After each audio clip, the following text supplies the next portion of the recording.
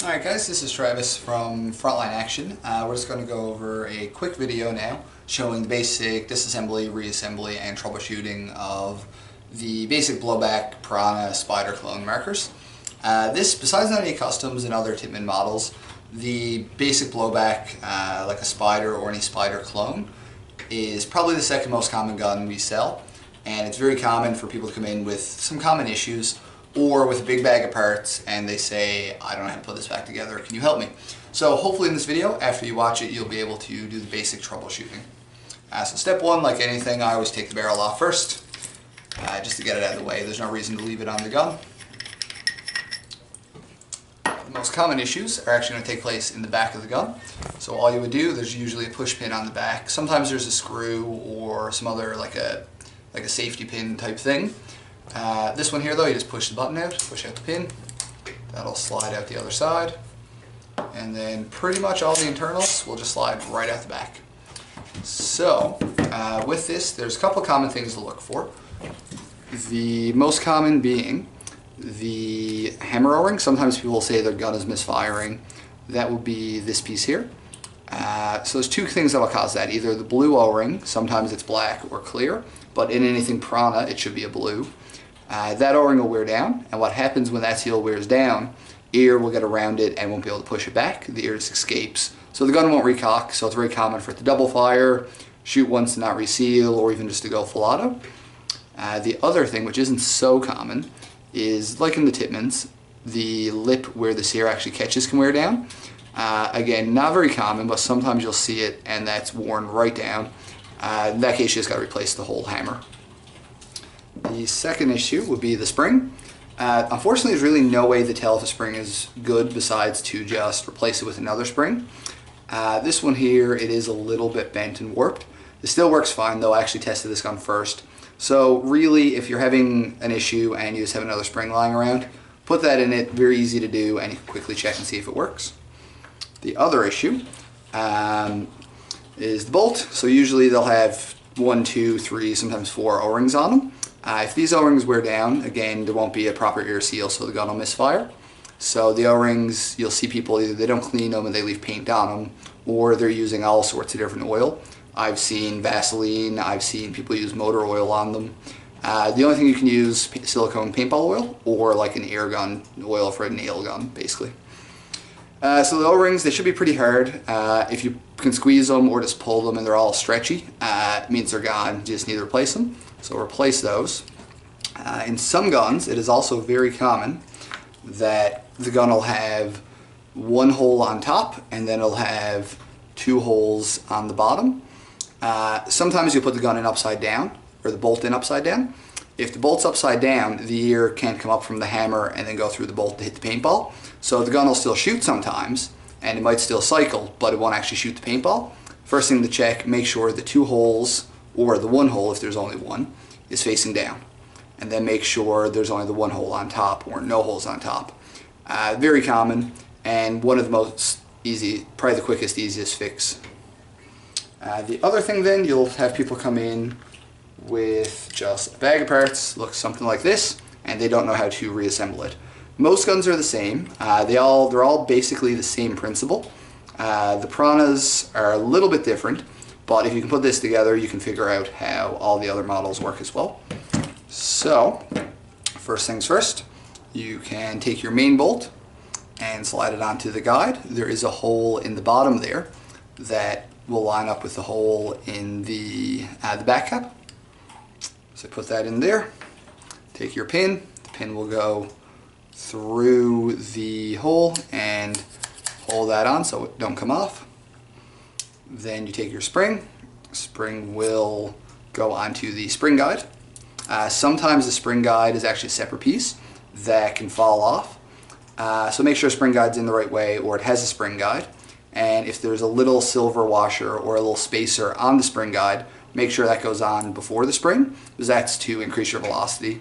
If you quickly want to change the velocity, people can take that off, take the spacer out, and then put it back in if they want to put their velocity back up. But this one doesn't have it, it's just a spring guide.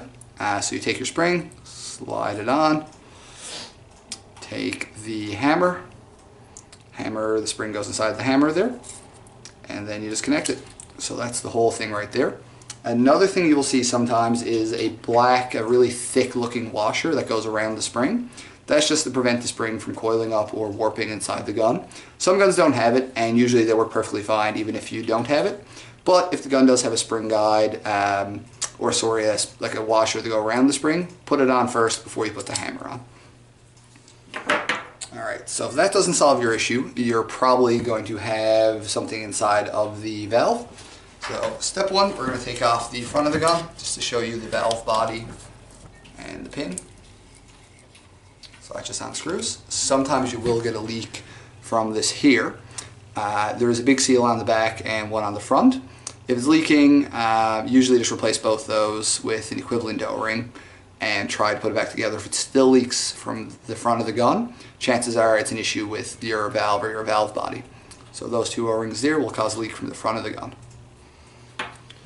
Then down inside, you just pull all that out. So what you have then is the valve spring, your valve pin, and your cup seal.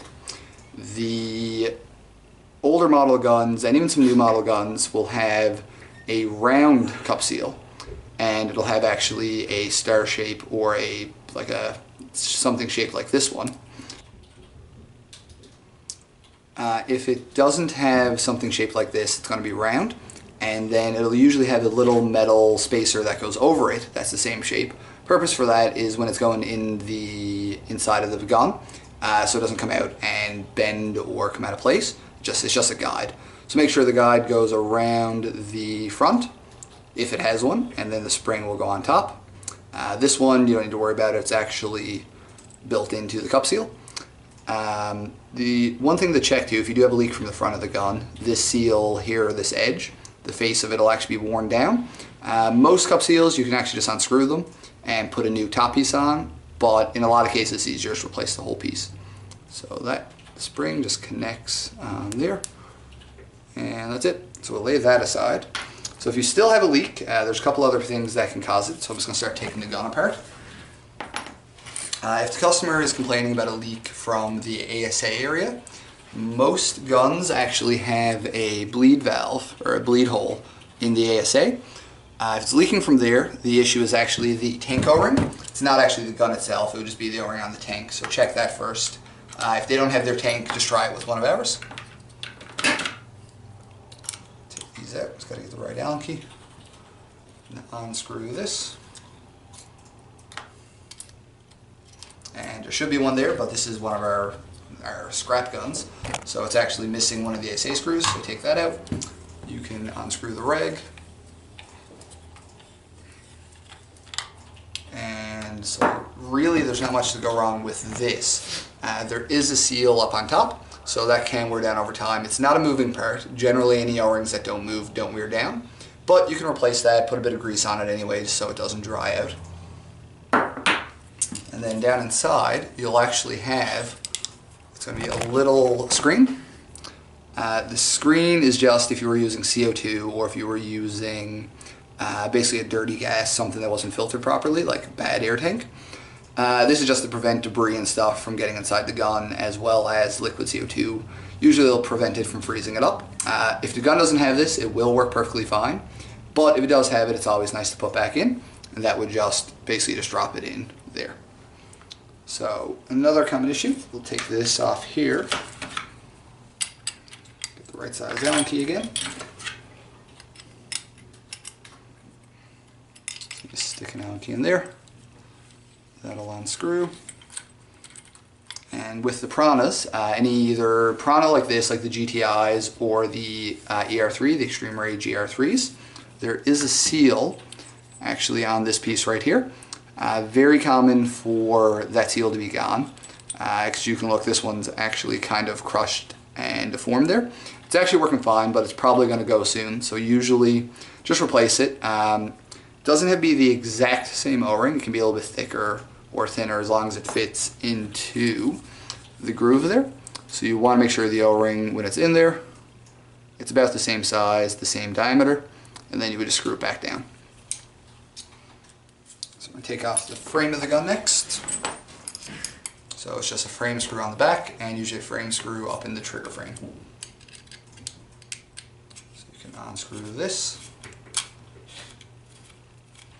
And then usually you'd unscrew the other screw. This one was missing the screw, so it just comes off. So then you have your trigger frame.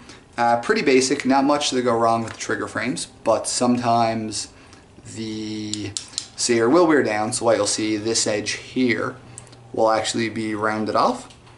This one's still pretty much brand new. So if the gun's misfiring or not cocking, that can be worn down or broken. So keep an eye on that. And then you have the body of your gun. So we're going to take the valve out of it next. So what you would do to take the valve out, there's a little brass fitting there. So you just unscrew that.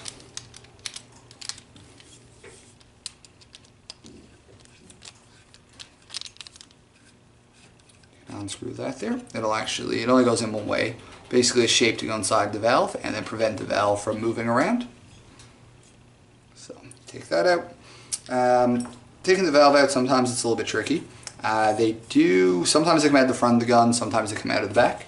One very important thing is just remember which way it goes in. You can tell by looking at it and lining up the cup seal which way it goes back in, but some of them are very similar and you just have to guess which way. So what you would do, you can either get a squeegee or just a wooden dowel, put it in the bottom of the gun. So that'd be the bottom half of the gun. And it'll just push out. So you push it out. So when it comes out, you want to look. So that's the valve. Basically, so the edge that has the little lip goes towards the front of the gun. The edge that actually has the indent, that's going to go towards the back of the gun. So what you check with this, check those O-rings. If you're getting a leak from the body of the gun, it might be those. It's very common, especially over time. If you don't oil the gun, these will dry out. So what you want to do, just haul those off. There's a standard tank O-ring. So you can take it off, put grease on it. Make sure you oil it, ideally, or put grease on it before you put it back in, because what will happen when you're putting it over the threads, it will rip. So check it. These actually look fine. So that's the valve. Now there's only one part to this gun, and that would be the ball detents. So if a customer is either breaking a lot of paint or saying the balls are just rolling out of the barrel, what you would do, just find the right size Allen key here again. What you would do, unscrew the eye covers, which are just the yellow tabs there. There's one on each side, so you just unscrew it. And then on the inside, there is usually going to be a little rubber nipple, basically, which is the ball detent. So you can pop that out. It's just a rubber ball detent. So what will happen over time, so make the camera the focus, what will happen, the little piece will wear down, and then it'll no longer catch the balls, or if there are guns left like uncocked for a while, the piece will actually just bend, and it'll stop the gun from the ball detent, from double feeding. So all you would do, take the detent, just pop it back in. Usually it'll hold it in place. So now, the most important part, of course, is learning how to put them together. So to put it together, just put the detent in, make sure it lines up with the groove, put the detent cover back on, tighten that down, and then you put your valve in. So we determined that the front of the valve, the piece that's protruding out, will go towards the front of the gun. You also want to make sure that when you put it in, the holes are facing up and down. That way the valve pin will the valve screw will go down and hold it in place. So facing forward, push it in, try to keep it lined up. You don't want to use anything metal to push down because you'll actually damage the face of it. So same thing, use ideally a dowel or just a squeegee. You want to push it down to line up with the hole. Now, sometimes it doesn't line up perfectly fine. You can take an Allen key or something and just wiggle this part in place because it's not actually a sealing surface. So make sure it all lines up. And then you can take your pin, your valve screw, put it in, tighten it down, and basically just screw it down all the way. You can't really over tighten it. But you don't need to have it super tight because it's not a moving part. Just screw it down pretty much until it stops getting a little bit hard. That's good. The next step, we're going to put the ASA, the reg adapter, back on. So what you would do, same thing, put the O-ring so the O-ring lines up with the groove there. Then you want to take the screw, so that's the screw that went through, put the screw up inside, put the Allen key through. Now it is a little bit tricky sometimes putting this back on. What'll happen, the teeth will catch on the O-ring and then won't screw in properly, so you want to make sure it's not getting caught. It should, when it's working properly, screw in pretty easy. So line it all up so it's flush and then tighten it down.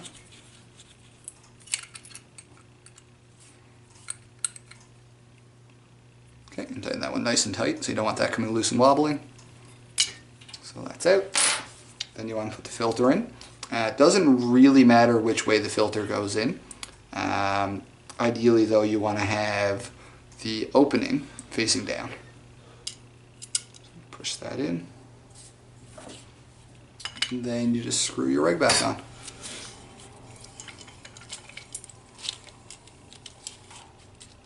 Okay, and that just goes so tight you don't need to force it or anything. Next step, we're going to put the valve in. So you want to take the valve pin, remember if there's a guide, to put the guide on. If not, you can just drop it down inside and make sure the pin actually seats inside of the valve body there. So that's all in. Take your front cap or your valve cap.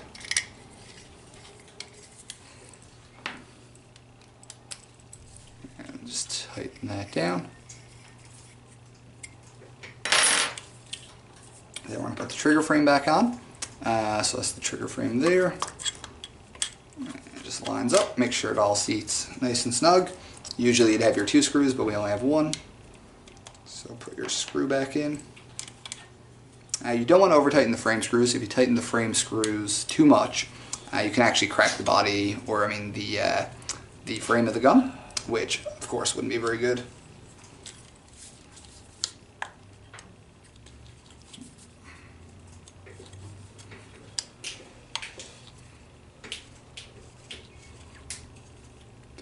Down. It's snug. It's not going to go anywhere. We're going to take the ASA screw. Usually there's 2, but this one only has 1. In anything like a Pirhana and most blowbacks, it doesn't matter which way which screw goes where. They're usually the same length, but some guns might be different, so always make sure you're not putting the wrong screw in. And tighten it down. And these you want to keep tight. These do vibrate out over time, especially when you're screwing your tank in and out. So you want to have these fairly tight. If it's a rental gun or anything, you want to put a bit of blue or even red Loctite on them. And then the bolt. So we're actually going to take this apart again just to show how it goes together. So you take the back cap and the cocking rod and put the bolt on, line up the hole with the bottom. Make sure both holes, if there's 2 holes, both of them are facing down. If there's only 1, make sure that one is facing down when it goes back in the gun. Let's take your spring. If there's a little rubber spring guide that goes around here, put that around it and then put it on the actual spring guide. Take the hammer. Hammer will only connect one way, put it on and put the pin through. Then put it back inside the gun. So there's a couple ways to do this. An older model of guns, you actually just put it in, so bolt on top, hammer on bottom, and you would actually have to push it forward and pull the trigger, and then that'll shoot it, pull it again, it'll go in the rest of the way. So when you pull the trigger, it actually releases the sear, the bolt goes forward. On newer model guns, or on the Pirhanas especially, you can just put it in, and there's actually a little button right here on the back. That's actually the sear release, so if you push that in, all the internals just slide in, you don't need to pull the trigger. So you can hold it in, put the pin back in, and you should be good to go. Pull it, make sure it's all functioning. So you can pull back, cock the gun, cocked, releases, everything should be working fine. Put the tank back on, test it, make sure it's fully working, and you're good to go.